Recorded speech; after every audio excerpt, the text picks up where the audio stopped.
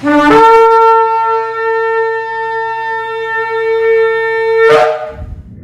Shalom, esta es la congregación Beit Tefilá desde el sector Candelaria en Arecibo, y esta que le habla es la Roa y la doctora Maritza Rivera.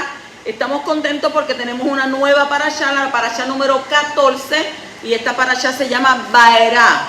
Vaerá, y un significado para ella es y me mostré. Esta parashá la podemos encontrar en el libro de Shemot, en el libro de Éxodo, capítulo 6, versículo 2 hasta el capítulo 9 y hasta el versículo 35.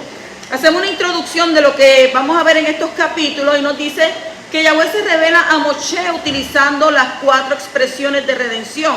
O sea que él promete sacar a los hijos de Israel de Egipto, redimirlos de su servidumbre para después adquirirlo como su pueblo elegido en el monte Sinai.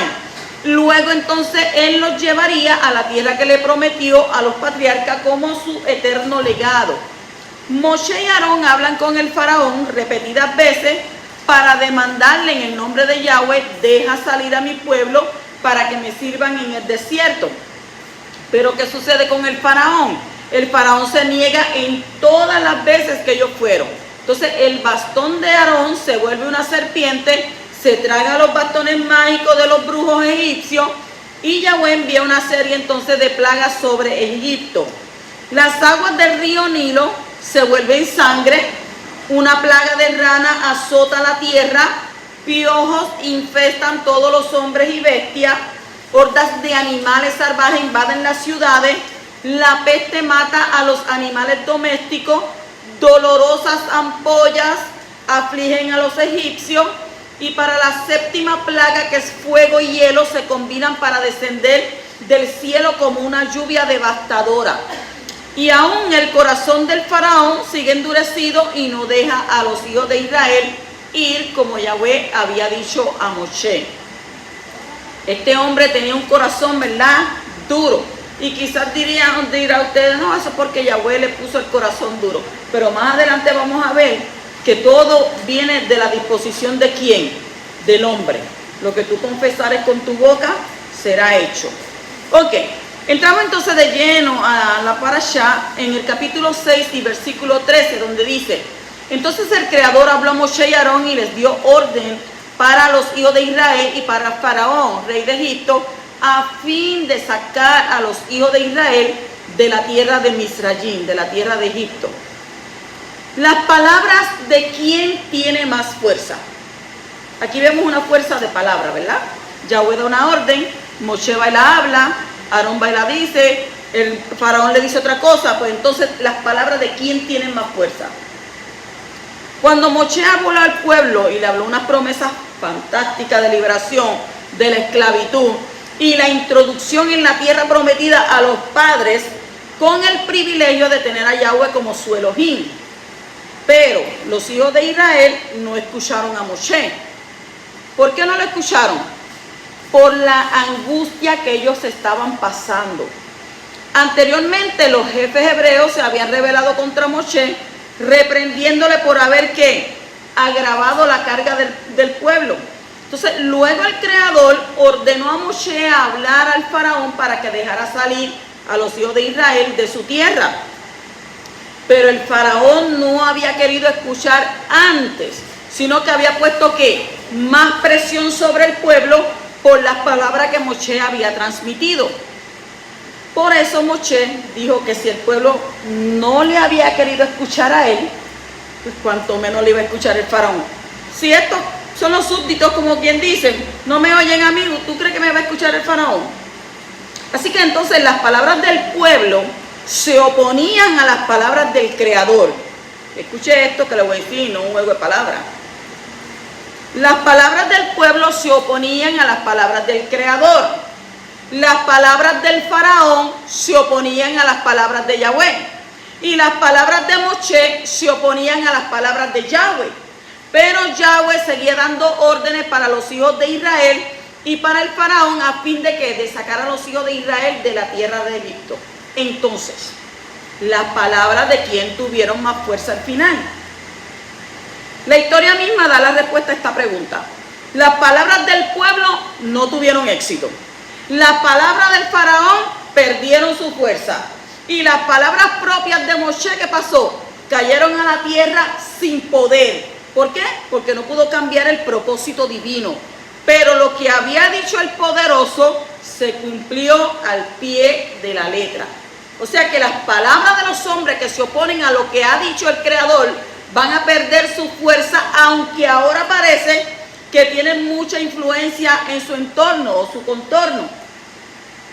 Pero el consejo del poderoso, el consejo de Yahweh va a permanecer para siempre. Bendito el hombre que sabe colaborar con las palabras de Yahweh. Entonces, dice, ¿verdad?, la escritura en el Salmo 33, versículo 8 al 11. Tema a Yahweh toda la tierra. Tiemblen en su presencia todos los habitantes del mundo. ¿Por qué? Porque dice, porque Él habló y fue hecho. Él mandó y todo se confirmó. El Creador hace nulo el consejo de las naciones, frustra los designios de los pueblos, y el consejo de Yahweh permanece para siempre. O sea que los designios de su corazón, de generación en generación. Así que no hables en contra de lo que Yahweh ha dicho, solo te vas a dañar a ti mismo y a los que te rodean. Recibe las palabras en tu corazón, créela, háblala y vívela, y con el tiempo tú las vas a ver cumplidas. Dice en primera de Kefas 4:11, el que habla, que hable conforme a las palabras de Elohim. Imagínese usted, las palabras tienen poder. Si no, la escritura no dijera que todo lo que tú hablares, ¿verdad?, ¿será qué? Será hecho. Ah, no, pero yo digo que me quiero pegar con 1 millón y no se hace. Pero es que no estamos hablando de eso, ¿verdad? Estamos hablando de que el poderoso va a secundar tus palabras cuando verdaderamente tú dejas todo en las manos de Él, creyendo que Él es el que tiene la última palabra. Y es así siempre en nuestra vida. Dice, el hombre puede escoger el camino que quiera ir caminando, pero al final lo llevan por el camino que quiere. ¿Y con quién te vas a encontrar al final? No quiere encontrarte con el poderoso. Bendito el que vive.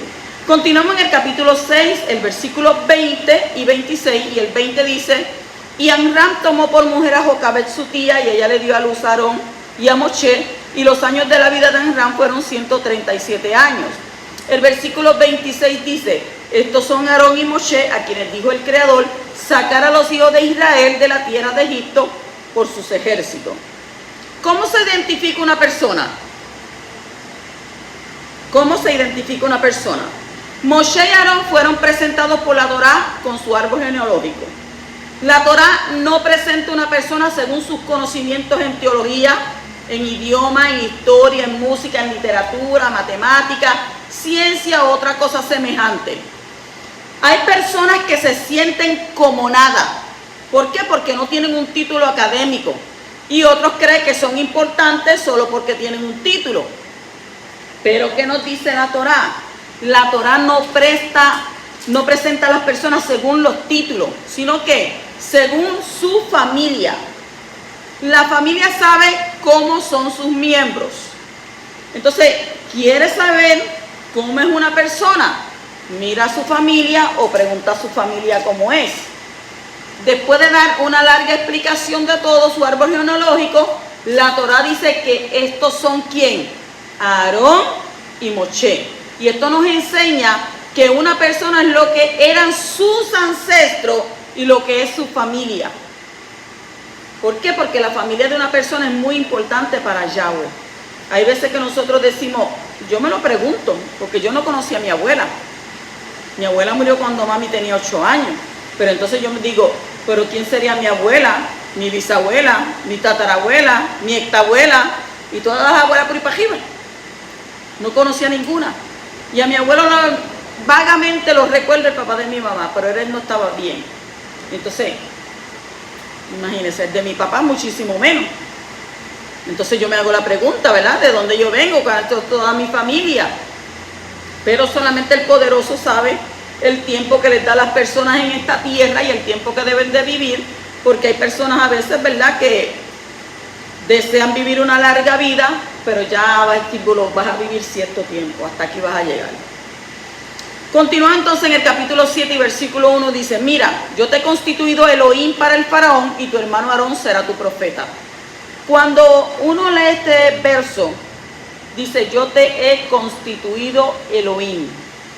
Yo te he constituido un Dios, un Elohim. Entonces, ¿puede un hombre ser Elohim? ¿Puede un hombre ser Dios? Yahweh le dio a Moshe un cargo extraordinariamente grande. ¿Y qué grande fue ese cargo que le dio?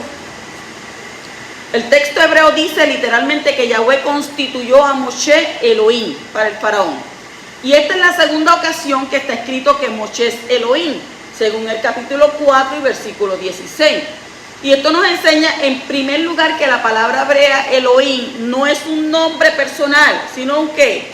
Es un cargo, una función, un título.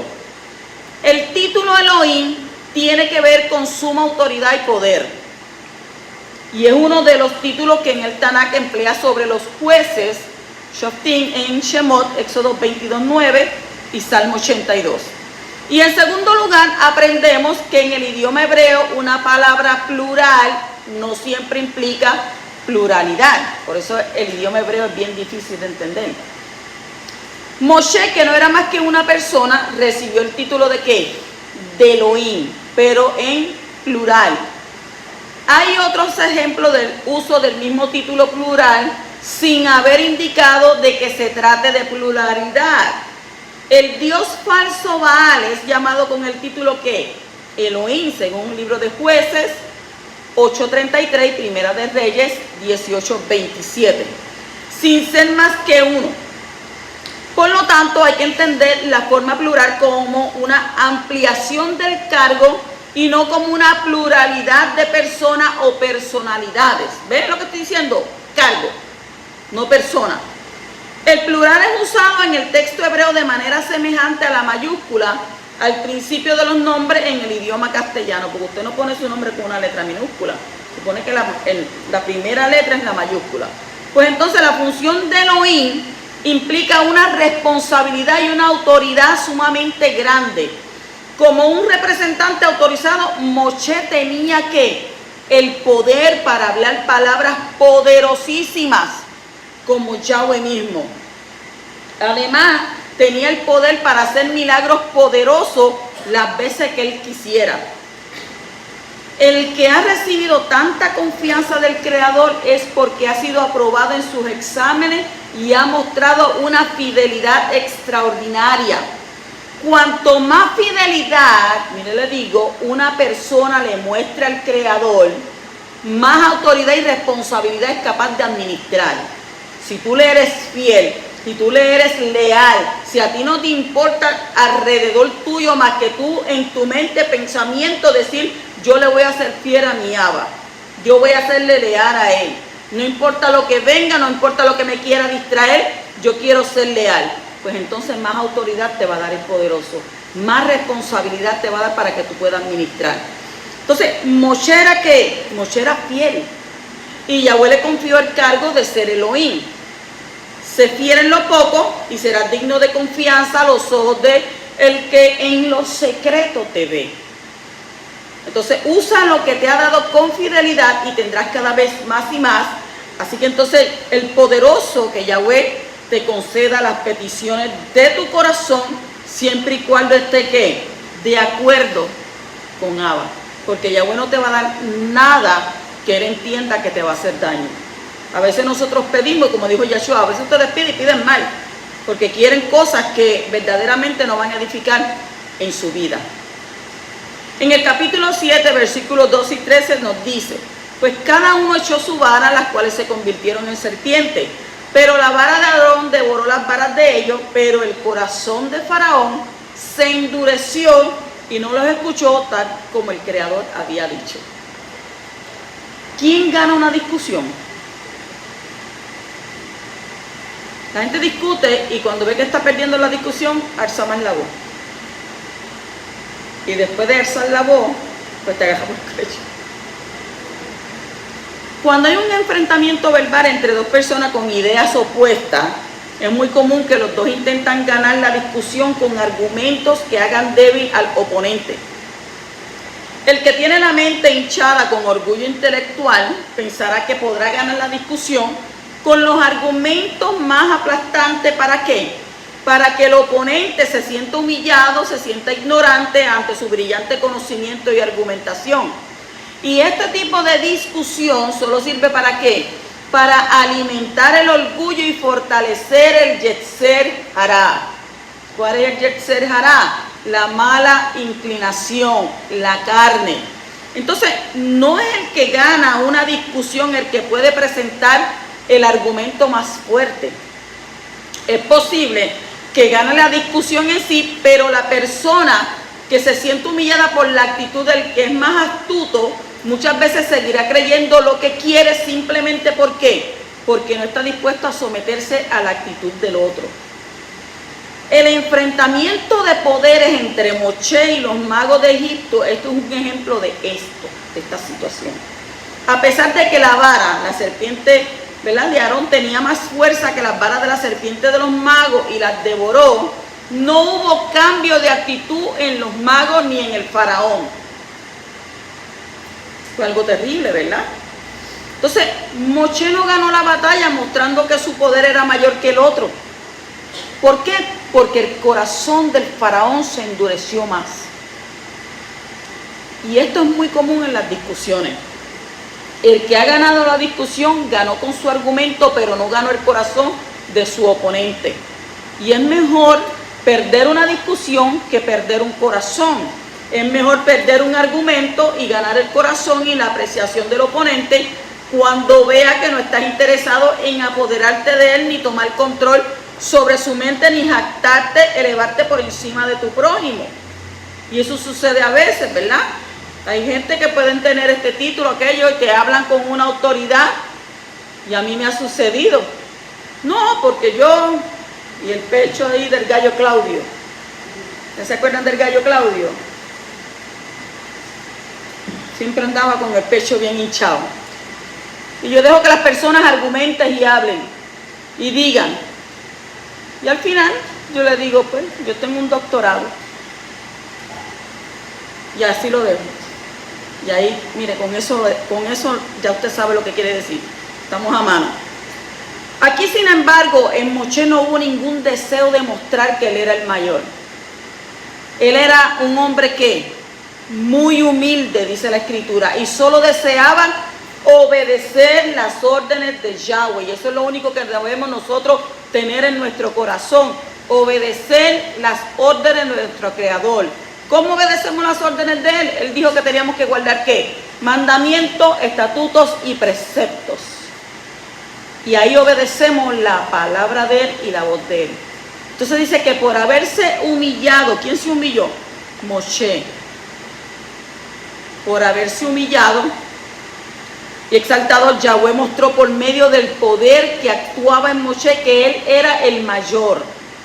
Pero Moshe no hizo como muchos hacen cuando quieren tomar el lugar del Altísimo y ser dioses en este mundo para ser alabados. ¿Por qué? Por sus méritos y logros. Lejos de un hombre de Elohim con el calibre de Moshe, hacer tal cosa no estaba en él. O sea que los motivos de su corazón estaban muy por encima de esas actitudes de los carnales. Así que no intentes nunca ganar una discusión para salir con el más listo o elevarte por encima de otro. Si lo haces, eres un perdedor ante los ojos del cielo. Y por el otro lado, podrás y deberás ganar las discusiones teniendo un corazón humilde, honrar al oponente, corrigiéndolo con mansedumbre, con compasión y amor. No, porque es así, yo digo así, esto tiene que ser así. ¿Debería de ser así? No debería de ser así. Entonces de esa manera ganará su corazón, podrás ayudarle a arrepentirse de sus argumentos equivocados e ideas contrarias a la Torá, porque a veces cuando nosotros no nos podemos imponer, nosotros tenemos que exponer. Y cuando usted expone algo y no lo impone, la persona te puede ¿qué? Escuchar. Pero cuando tú quieres ser más fuerte y quieres ganar la discusión, entonces ¿qué estamos haciendo? haciendo que la otra persona ponga el corazón como el del faraón, duro. Así que el Creador nos ayuda a ser humildes en todo y no buscar nuestra propia exaltación en ninguna área de la vida. Y dichosos los humildes, porque ellos heredarán la tierra, dice la Torá. Continuamos entonces en el capítulo 8 y versículo 12, donde dice: entonces Moshe y Aarón salieron de la presencia de Faraón, y Moshe clamó a Yahweh acerca de las ranas que él había puesto sobre Faraón. ¿Por qué hay que clamar a Yahweh? ¿Por qué hay que clamar al poderoso? A pesar de que Yahweh había planeado quitar las ranas, no podían ser quitadas sin la colaboración ¿de qué? Del hombre. Hacía falta la oración de Moshe. Y el texto hebreo dice que Moshe clamó, Vayitzak, Vayitzak. ¿Clamó a quién? Al poderoso para que las ranas fueran quitadas. Entonces, ¿por qué Moshe tenía que clamar si el plan de Yahweh era quitarla? ¿Por qué tenía que clamar si ese era el plan de agua? Pero es obvio que el Creador busca ¿qué? Colaboradores para cumplir sus propósitos aquí en la tierra. La primera vez que la palabra sak aparece en la Torah es en Bereshit, capítulo 4, versículo 10, donde habla de la sangre de Abel, que clamaba ¿desde dónde? Desde la tierra. La segunda vez que la palabra aparece es en Bereshit 27:34, Génesis 27:34, donde está escrito que Esab clamó con un grande y amargo clamor cuando supo que había perdido ¿qué? La bendición de su padre, la bendición de su Abba. La tercera vez que la palabra sak aparece es en Génesis 41:55, donde dice que el pueblo de Egipto clamó al faraón. ¿Por qué? Por lejen, por pan. Entonces esto nos enseña que tenemos que clamar al cielo en ciertas ocasiones para que el plan del Creador se cumpla en la tierra. Y uno de los propósitos más importantes de la oración es que la voluntad de Yahweh se cumpla en la tierra como se cumple en el Shammai. Lo dijo Yeshua cuando le dio una enseñanza a sus discípulos y ellos le dijeron cómo debemos orar. Padre nuestro que estás en los cielos, apartado y separado sea tu nombre. Venga hoy tu reino, hágase tu voluntad. ¿En dónde? Así en la tierra como en el cielo. O sea que muchas veces hace falta clamar para que Yahweh conteste. ¿Por qué hay que clamar si Yahweh escucha los pensamientos? Se está preguntando mucho, Roa. Pero es así. ¿Por qué hay que clamar si la palabra nos dice a nosotros que Yahweh escudriña lo más profundo de nuestro corazón y lo más profundo de nuestros pensamientos? Él todo lo sabe. Yahweh no necesita nuestro clamor. Nosotros necesitamos clamar al Creador.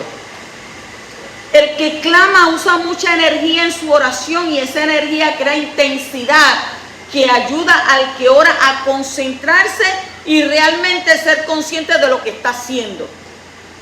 El poderoso no escucha las oraciones hechas sin entrega. Y si uno ora sin pensar en lo que ora y sin realmente querer lo que está pidiendo, su oración no hace ningún efecto. Hay gente que comienza a orar, ay sí, poderoso, esto, aquello, y de momento suena, tiene el celular ahí al lado, y agarra el celular. Y después, ¿en dónde yo me quedé? ¿Qué era lo que estaba yo diciendo? Sí, porque ahora todo el mundo anda, ¿verdad? Ay, se me olvidó lo que yo iba a decir. No me acuerdo. Pero ¿cómo no te acuerdas si la Escritura dice que tenemos la mente de Mashiach? Y si es una mente de Mashiach, una mente poderosa, ¿verdad? Pues entonces, tu oración debe ser una oración que cuando tú saques ese momento, que cuando tú saques ese tiempo, nada a tu alrededor te estorbe. La Escritura dice, entra en tu aposento, en lo secreto, apártate, sepárate, que nadie moleste, que nadie esté ahí preguntando, llamando, necesito a nadie. Pon el teléfono en silencio. Abba, quiero hablar contigo ahora.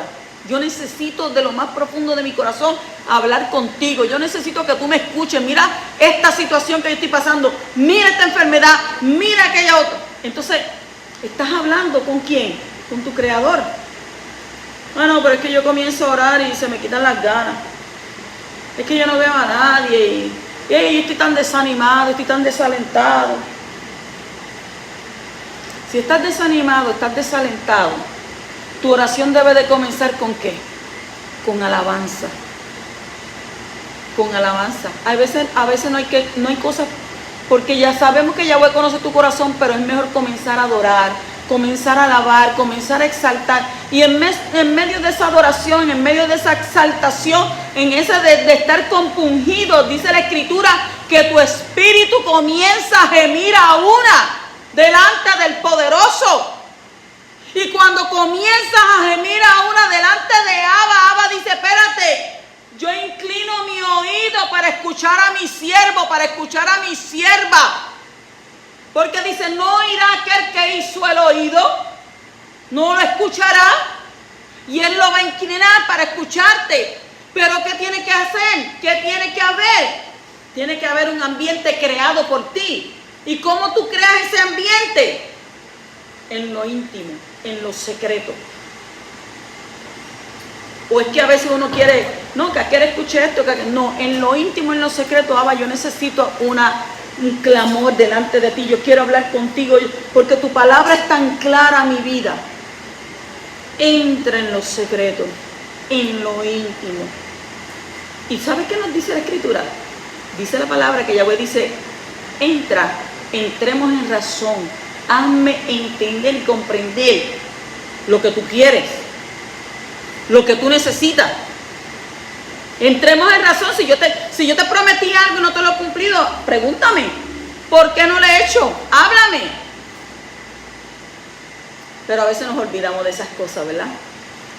El clamor es una ayuda para intensificar la oración, la tefilá. El clamor de un justo desata los poderes sobrenaturales. El clamor de un justo libera las cadenas de incredulidad. El clamor de un justo libera de opresión demoníaca. El clamor de un justo le saca de la prisión emocional. Estoy desanimado, desalentado, depresivo, ansioso. Me pasa esto. Clama a mí, yo te responderé. El clamor de un justo mueve el brazo de Yahweh. Y por el clamor de un justo las fuerzas del mal tiemblan. El clamor de un justo es necesario para que los planes del Creador se cumplan en esta tierra. Así que clama al Shamayim, clama al cielo, y vas a ver la mano poderosa de Yahweh obrando eficazmente para que Yahweh pueda ¿qué? Cumplir su propósito en tu vida. Por eso Él dice, clama a mí y yo te responderé y te enseñaré cosas grandes y ocultas que tú no conoces. Lo que tengo preparado para ti, lo que tengo destinado para ti, lo que te voy a revelar a ti, cuando tú clamas a mí, cuando tú oras, las puertas se abren. Así que mantengamos las puertas de los Shamayim abiertas con nuestro clamor al poderoso de Israel. Continuamos en el capítulo 8, el versículo 32, luego el capítulo 9, versículos 2 y 16. ¿Qué dice el 8:32? Pero Faraón endureció su corazón también esta vez y no dejó salir al pueblo. Continúa en el capítulo 9, en el versículo 12 dice, y Yahweh endureció el corazón de Faraón y no los escuchó, tal como Yahweh había dicho a Moshe. Y el versículo 16 dice, pero en verdad por esta razón te he permitido permanecer para mostrarte mi poder y para proclamar mi nombre por toda la tierra. ¿Quién endurece el corazón? ¿Quién endurece el corazón? La Torá nos enseña por un lado que el faraón endureció su corazón y por el otro lado dice que Yahweh endureció el corazón del faraón. Y usted dice, él lo endureció, Yahweh lo endureció, ¿a qué tengo yo que creer? Entonces, ¿quién endureció su corazón? Si una persona se niega a humillarse ante el llamado de arrepentimiento del poderoso, ella misma está endureciendo su corazón. Yahweh, que muy compasivo, paciente con el hombre, y por eso él intenta llevarle a qué? al arrepentimiento, muchas veces de muchas maneras, porque su palabra dice que el plan de Abba es, mire cómo le digo, su plan es que todos los hombres procedan al arrepentimiento, a la techubá, para que puedan, ¿qué? Ser salvos. Ese es el plan de Abba. Todos procedan al arrepentimiento para que se puedan salvar. Pero si la persona insiste en pecar sin hacer caso al llamado divino, su corazón entonces, ¿qué? Endurecido. Y con el tiempo no va a haber posibilidad para la teshuvá, para el arrepentimiento. Y entonces esa alma ya estará, ¿qué? Perdida para siempre.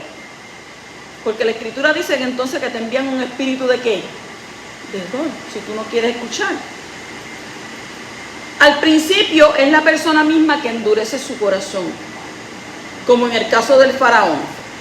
Luego el Creador, mire cómo le digo, el Creador fortaleció el deseo del corazón del faraón para que pudiera mantener su postura de resistencia ante tantas evidencias del poder de Yahweh. ¿Quién endureció entonces primero el corazón? El faraón. Y entonces Yahweh, ¿qué hizo? Lo fortaleció con la postura que él tomó.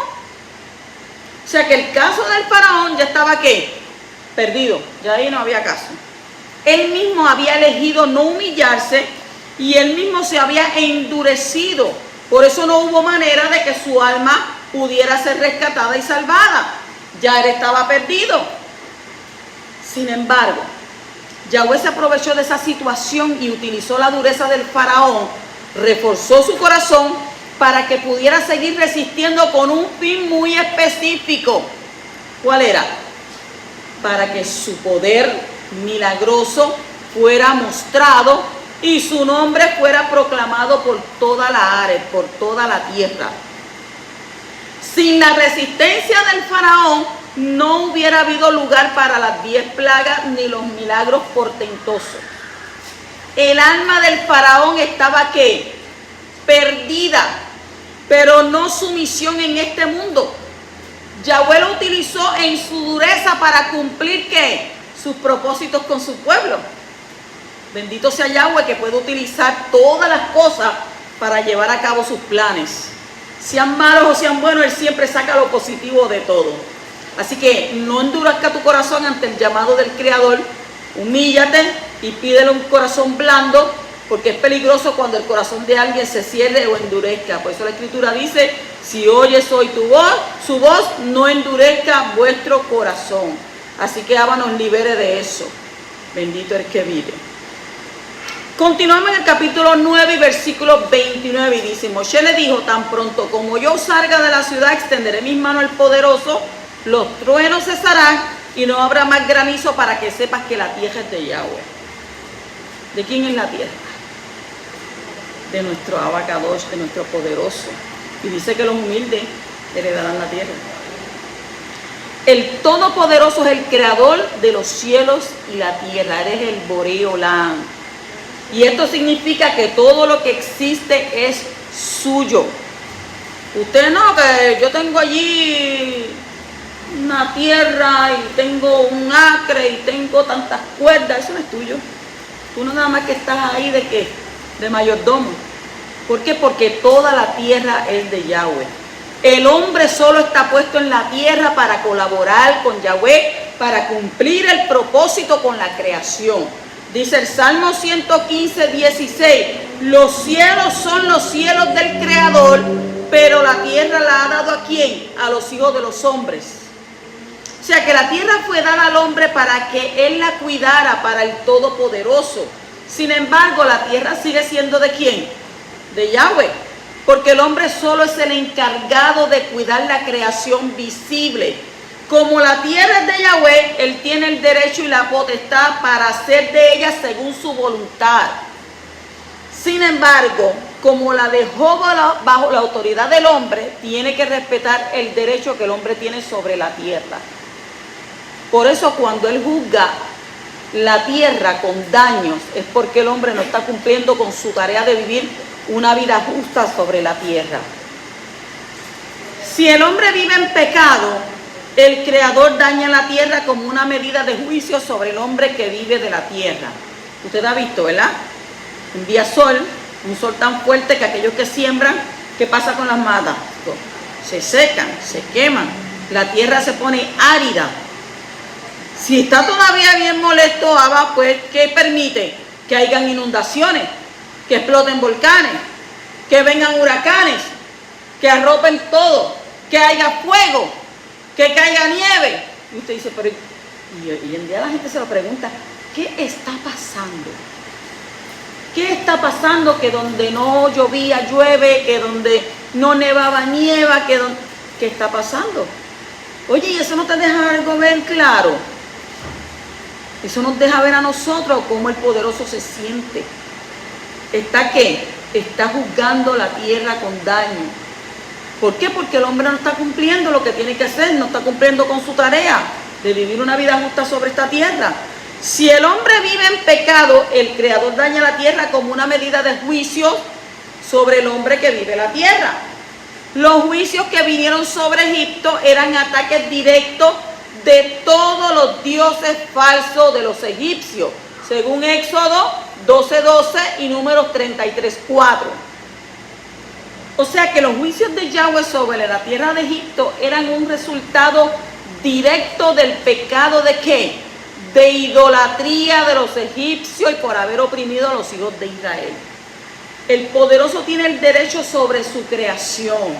Y cuando hace daño a la tierra, lo hace por causa del hombre. Y usted dice, wow, pero ¿cómo va a ser? Usted tiene nada más que irse a Bereshit. ¿Qué sucedió allí? La desobediencia del hombre, la desobediencia de la mujer, la interacción de la serpiente, y luego de ahí, ¿qué? ¿No fueron a 3 que fueron juzgados?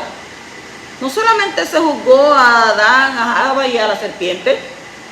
Le dijo a Adán que por tu causa, por haber desobedecido, la tierra será maldita.